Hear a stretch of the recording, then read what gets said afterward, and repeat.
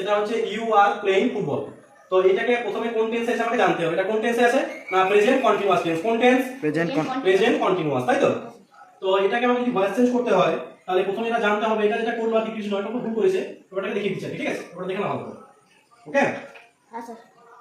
তাহলে এটার মধ্যে এই কোশ্চেনটার মধ্যে আমাকে দেখতে হবে কোনটা আমার সাবজেক্ট। তাহলে আমার এখানে সাবজেক্ট হচ্ছে আমার ইউটা হচ্ছে আমার এখানে সাবজেক্ট এস ইউ বি, আমি আর পুরোটা লিখলাম না, ঠিক আছে?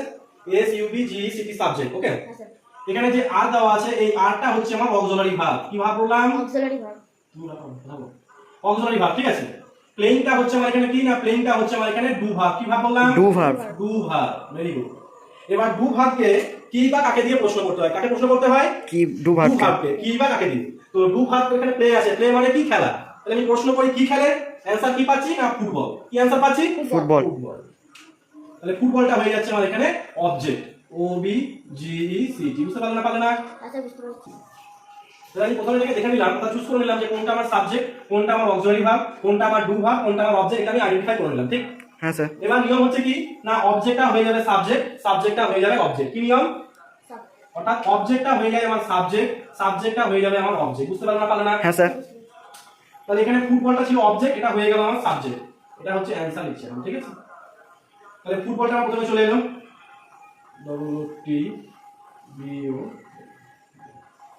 এবার একটা নিয়ম অনুযায়ী, ঠিক আছে, মানে ভয়েসের যে স্ট্রাকচার আছে সেটা অনুযায়ী প্রথমে সাবজেক্ট হয়, তারপর একটা অক্সিলারি ভার্ব হয়। তাহলে আমার এখানে অক্সিলারি ভার্ব কি দেওয়া আছে না দেওয়া আছে আর। তো আর যে অক্সিলারি ভার্ব আমার কোশ্চেনে দেওয়া আছে তার মানে যে আরই হবে এমন কিন্তু কোনো মানে নাই। এটা এম ইজ আর এই ক্যাটাগরির মধ্যে হবে। কি বললাম বুঝতে পারলে? হ্যাঁ স্যার। যেহেতু ফুটবল থার্ড পারসন এবং সিঙ্গুলার নাম্বার তাই আমার এখানে বসবে ইজ। কি বললাম বুঝতে পারলে? Football is. যদি আমার এখানে থাকতো ফুটবলস, অর্থাৎ এটা যদি প্লুরাল নাম্বার হতো তাহলে আমার এখানে কিন্তু আর হতো, ঠিক? হ্যাঁ স্যার। যেহেতু ফুটবলটা থার্ড পারসন সিঙ্গুলার নাম্বার তাই এখানে ইজ হলো। বুঝতে পারলে? হ্যাঁ স্যার। তাহলে ফুটবল ইজ, যেহেতু এই কোশ্চেনটা আমার দেওয়া আছে প্রেজেন্ট কন্টিনিউয়াস টেন্স, তাই আমার ভার্ব প্লাস আইএনজি যেহেতু আমার এখানে দেওয়া আছে তাই আমার এখানে কি হবে না একটা বিং হবে, বি ই আই এন জি।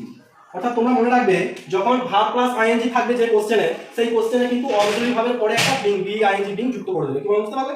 হ্যাঁ স্যার। এবার কি করব না এবার হচ্ছে যে ডু ভার্বটাই বার করেছি সেই ডু ভার্বের পাস্ট পার্টিসিপল ফর্ম করব। তাহলে প্লে এর পাস্ট পার্টিসিপল ফর্ম কি? Played. Played, very good. Played, P L A Y E D, played. Okay হ্যাঁ স্যার। এবার একটা ভয়েসের নিয়ম অনুযায়ী এটা বাই যোগ করতে হয়। তাহলে বাই লিখলাম, নিয়ে হয়ে যায় সাবজেক্টটা অবজেক্ট। তাহলে ইউ এর অবজেক্ট কি? You.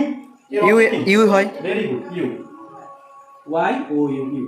That is my right answer. তাহলে কোশ্চেনটা ছিল ইউ আর প্লেইং ফুটবল, এটাকে ভয়েস চেঞ্জ করলে হলো football is being played by you. বুঝতে পারলে? হ্যাঁ স্যার। ওকে ঠিক আছে।